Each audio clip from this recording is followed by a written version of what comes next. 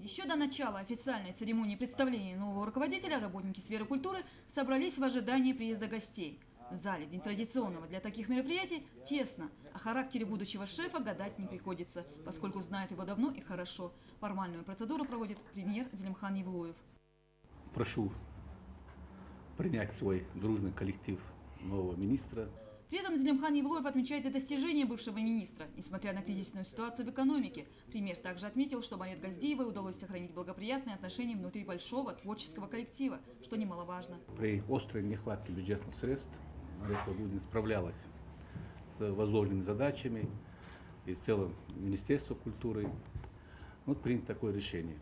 Внук ингушского классика Идриса Базоркина официально вступил в должность министра культуры республики. До назначения на этот пост Михаил Базоркин являлся художественным руководителем Русского государственного музыкально-драматического театра Ингушетии. Заслуженный деятель искусств республики в своем коротком выступлении поблагодарил предшественницу за хорошее наследство, дружно сплоченный коллектив. Спасибо большое Марет Багудиновне, потому что много лет я работал с Марет.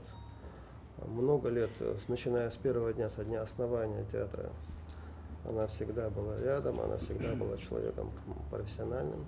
И сейчас она оставляет мне очень хорошее наследство, очень хорошую команду, с которой мне будет, опираясь на нее, комфортно работать. Министерство культуры, туризма и архивного дела. Так будет называться ведомство отныне. Понятное дело, что поменяется не только название, но и цели и задачи. Их и обозначил премьер перед новым министром. Корректный, весьма волнительный момент прощания с бывшим руководителем, как и полагается людям культуры, завершился цветами и овациями. Министерство продолжит свою работу с большим планом задач. Процесс реорганизации для них не нов. В истории ведомства такие изменения происходили и ранее. Функционал пополнится, но будем продолжать работать, потому что это смежные области, туризм, культура, тем более